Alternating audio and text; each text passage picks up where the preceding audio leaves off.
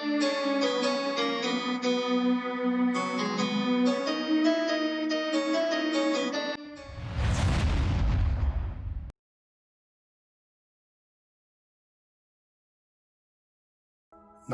दोस्तों, आज जहां एक तरफ धर्म के नाम पर नफरतें चरम पर है, जहां कुछ लोग धर्म के नाम पर एक दूसरे को लड़ाते हैं, वहीं हमारे प्यारे से हिंदुस्तान में कुछ दिव्य संत ऐसे भी हैं जो हर धर्म से प्यार करना और हर धर्म की इज्जत करना सिखाते हैं। दुनिया जहां व्यर्थ की चीजों में डूबी है, वहां कुछ महापुरुष ऐसे भी हैं जो एक अलग रास्ते पर चलते हैं, जो एक ऐसा रास्ता है निश्चल प्रेम से रोशन का।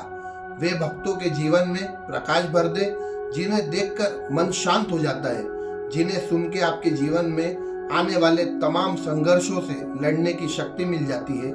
ऐसे ही दिव्य संत है श्री प्रेमानंद गोविंद शरण जी महाराज, जिन्होंने न केवल भारत बल्कि पूरे विश्व में अपनी आध्यात्मिक शिक्षाओं से लाखों लोगों को मार्गदर्शन किया। आज हम आपको उनके जीवन के संघर्ष की कहानी बताएंगे। श्री प्रेमानंद जी महाराज जी का जन्म 1969 में उत्तर प्रदेश के कानपुर जिले के सरसोल ब्लॉक के आखिरी गांव में हुआ। उनका असली नाम अनिरुद्ध कुमार पांडे था। उनका जन्म एक साधारण ब्राह्मण परिवार में हुआ था, लेकिन भगवान को और कुछ ही मंजूर था। उनके पिता श्री शंभुनाथ पांडे एक धार्मिक प्रवृत्ति के व्यक्ति थे और उनकी माताजी श्रीमती रमा देवी अत्यंत भक्तिभाव वाली महिला थी। उनके दादाजी भी सन्यासी थे। इसी कारण से बचपन से ही उनके मन में प्रभु की भक्ति में मन लगने लगा था। महाराज जी 5 साल की उम्र में वे भजन कीर्तन में रुचि रखने लगे और बहुत छोटी उम्र में ही भगवत गीता का अध्ययन करने लगे। उन्हें धार्मिक ग्रंथों को पढ़ने और संतों के साथ वक्त बिताना और भजन करने में रुचि थी। वह अक्सर कथाओं में घंटों बैठकर भगवत गीता रामायण सुना करते थे। महाराज जी के मन में एक दिन आया कि एक दिन माँ बाप सब मर जाएंगे, फिर इस दुनिया में मेरा कौन है। फिर उन्होंने सोचा मेरा तो सिर्फ भगवान है, इसके अलावा कोई नहीं। इसलिए उन्होंने घर छोड़ने का पूरी तरह मन बना लिया। महाराज जी अपनी माँ से बहुत प्यार करते थे। उन्होंने अपनी माँ से कहा कि हम घर छोड़कर जाना चाहते हैं भगवान की प्राप्ति करने के लिए। माँ ने कहा भगवान को प्राप्त करना है तो बैठकर भजन करो। फिर महाराज जी ने कहा कि हमारा मन बाबा जी बनने का है। मात्र 13 वर्ष की उम्र में प्रातः 3:30 बजे घर को छोड़ दिया और निकल पड़े भगवान की प्राप्ति के लिए अनंत यात्रा पर। इस यात्रा में वे कई साधु संतों से मिले। महाराज जी ने जब संन्यास में प्रवेश किया तब शुरुआत में उनकी तपोस्थली वाराणसी थी। यहाँ महाराज जी का प्रतिदिन का नियम था, वह रोज सुबह गंगा स्नान करते, फिर तुलसी घाट पर जाते, वहाँ एक विशाल पीपल के पेड़ के नीचे आसन लगाकर महादेव और गंगा जी का ध्यान करते। इसके बाद वह भोजन के लिए भिखारी की लाइन में बैठकर 10 से 15 मिनट के लिए भोजन के लिए बैठते। इतने समय में अगर कोई दे देता तो ठीक, नहीं तो गंगा जल पीकर भगवान का ध्यान करते। महाराज जी 24 घंटे एकांतवास में रहते थे। यह दिनचर्या प्रतिदिन महाराज जी की कई दिनों तक रही।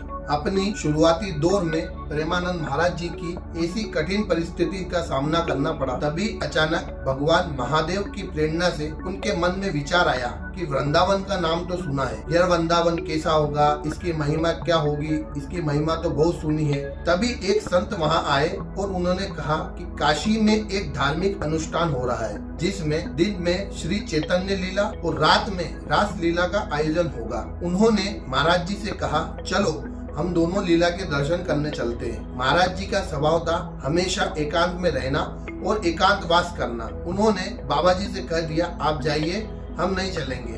संत ने फिर से कहा कि महात्मा श्री धाम वृंदावन से कलाकार आए हैं और यह लीला पूरे 1 महीने तक चलेगी, बड़ा आनंद आएगा, चलो चलकर दर्शन करते हैं। महाराज जी ने कहा आपको दर्शन करने जाना है तो आप जाइए, मेरा मन नहीं है कहीं भी जाने का, मैं यहीं पर ठीक हूँ। संत ने फिर से कहा सिर्फ एक बार मेरे साथ चलो, फिर कहीं जाने के लिए कभी नहीं कहूँगा। महाराज जी ने सोचा कि यह संत मुझे बार बार जाने के लिए कह रहे हैं, शायद इसमें महादेव की कोई इच्छा होगी। फिर महाराज जी संत के साथ रास लीला देखने चले जाते हैं। रास लीला देखने में महाराज जी का इतना मन प्रभावित हुआ कि महीना कहाँ बीत गया उन्हें पता ही नहीं चला। रासलीला का आखिरी दिन था। महाराज जी को पता चला आज रासलीला का आखिरी दिन है, अब मेरा क्या होगा। महाराज जी का मन में हाहाकार मचा। महाराज जी रोने लगे। कुछ देर बाद महाराज जी ने सोचा अगर मैं इन कलाकारों के साथ जाऊं तो मुझे रोज रासलीला देखने को मिलेगी। महाराज जी ने टीम संचालक के पास गए और कहा, हम एक गरीब बाबा है, हमें अपने साथ ले चलो। मेरे पास पैसे तो नहीं है लेकिन मैं आपकी सेवा करूंगा। संचालक ने कहा, बाबा ऐसा संभव नहीं है। तभी महाराज जी कहते हैं, स्वामी जी हमें सिर्फ रासलीला देखना है। तभी संचालक ने कहा, बाबा तू वृंदावन आजा, बिहारी तुझे छोड़ेंगे नहीं। महाराज जी कहते हैं, इस वाक्य ने उनके जीवन को बदल दिया। इस वाक्य को वह गुरु मंत्र एवं संचालक को अपना गुरु मानते हैं। अब महाराज जी के मन में वृंदावन जाने की धूम उठ गई। एक माह की रासलीला के दर्शन के बाद महाराज जी फिर से अपने नियम अनुसार एकांत वास में दिनचर्या में लग गए। एक दिन जब वे तुलसी घाट पर ध्यान में बैठे थे तब बाबा युगल किशोर जी प्रसाद लेकर वहां आए और बोले, बाबा प्रसाद ले लो। महाराज जी बोले, ले लो, यह मुझे क्यों दे रहे हो, इतने सारे लोग हैं, किसी को भी दे दो। तब उन्होंने कहा कि मन में ऐसा लगा कि यह प्रसाद आपको ही देना है। तब महाराज जी ने वह प्रसाद स्वीकार किया। प्रसाद पाने के बाद कमंडल से गंगा जल पिया। उसके बाद बाबा युगल किशोर जी उन्हें अपने कुटिया में आने को कहते हैं। महाराज जी कहते हैं कि मैं किसी ग्रस्त के घर नहीं जाता हूँ, यही खुला आसमान मेरा घर है। बाबा युगल किशोर जी कहते हैं, मैं ग्रस्त नहीं हूँ, मैं भी एक बाबा हूँ। यह सुनने के बाद महाराज जी जाने को राजी होते हैं। वह बाबा युगल किशोर जी अपने हाथों से उन्हें दाल रोटी बनाकर खिलाते हैं। महाराज जी बाबा से कहते हैं, आप हमें वृंदावन पहुंचा सकते हैं। यह सुनते ही बाबा युगल किशोर जी उन्हें कहते हैं, हाँ हम कल वृंदावन के लिए निकलेंगे। यह सुनते ही महाराज जी का रोम रोम खिल उठता है। बाबा एवं महाराज जी ट्रेन में बैठते हैं। वह पहले बाबा युगल किशोर जी के साथ चित्रकूट आते हैं, जहां 3-4 दिन रुकने के बाद बाबा युगल किशोर जी उन्हें मथुरा के लिए ट्रेन में बिठा देते हैं।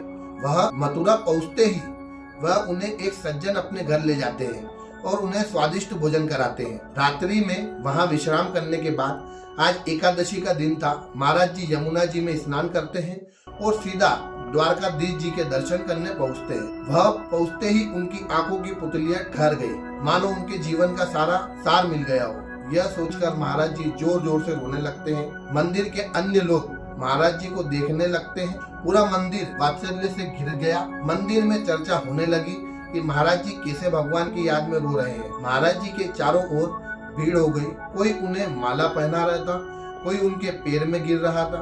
तभी एक दर्शनार्थी बोला, बाबा मैं आपकी सेवा करना चाहता हूँ।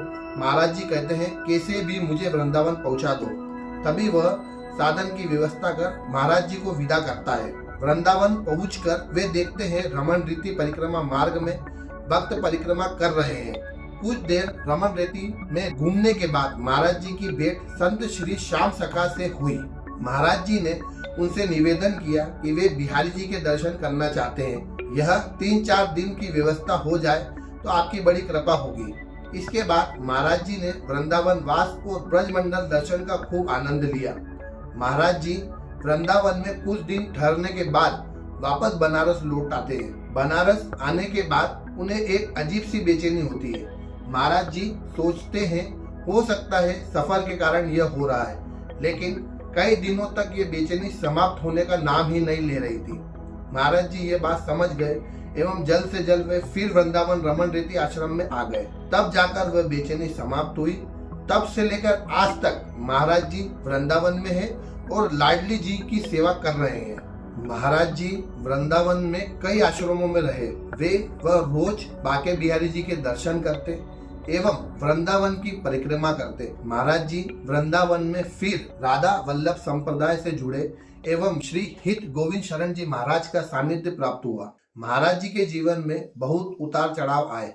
महाराज जी बताते हैं, जब वे 35 वर्ष के लगभग हुए तब उनके पेट में बहुत ज्यादा दर्द उठा। जब वे अस्पताल गए तब डॉक्टर ने बताया, तुम्हारे आधे से ज्यादा किडनी खराब हो गई है। आपकी बीमारी है जिसमें हजारों की संख्या में गांठें बन जाती है। कभी कभी किडनी फटने का भी खतरा रहता है। यह बीमारी माता पिता से बच्चों में आती है। तुम्हारे पास 4 से 5 साल का वक्त है, इससे अधिक नहीं। महाराज जी राधा वल्लभ जी की छवि को प्रसादी चुनरी से अपनी छाती से बांधकर सोते, रज लगाते और चरणामृत पीते।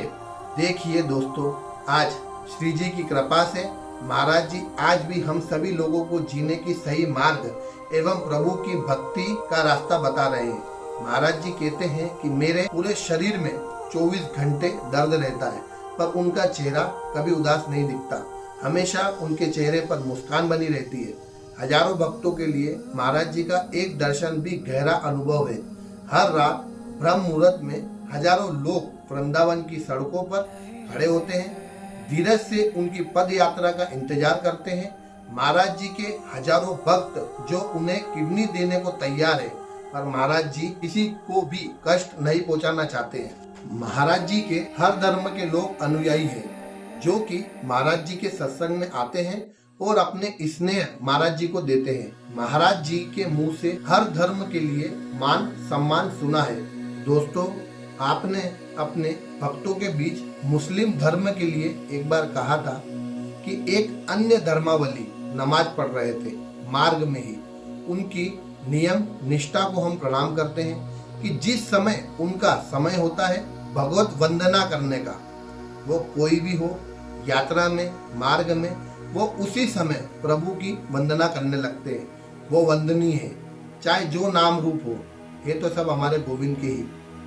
आपके मुख से अमीर खुसरो जी के बारे में भी तारीफ करते हुए भी भक्तों को आपने मार्गदर्शन दिए हैं। आपने अपने सत्संग में सिख धर्म के लिए भी प्यार भरी बातें कही हुई है। श्री गुरु गोविंद जी के बारे में भी कही है और बाकी के 10 सिख गुरुओं के बारे में भी कही हुई है। महाराज जी की यही सोच आज हर धर्म के लोग महाराज जी को गुरु मानते हुए प्यार करते हैं। हमारा सौभाग्य है आज हम ऐसे दिव्य संत के दर्शन कर रहे हैं। हमारी दुआ है ईश्वर से कि महाराज जी का प्यार और आशीर्वाद सदा हम सब पर बना रहे। जय श्री राधे राधे। दोस्तों, प्रेमानंद जी महाराज के बारे में आप क्या सोचते हैं, हमें कमेंट सेक्शन में जरूर बताइए। फिर मिलते हैं ऐसी एक वीडियो जो देश से धर्म के नाम पे नफरतों को खत्म कर दे। जब तक के लिए जय हिंद, जय Bharat. Respect Indian army, respect Indian police force.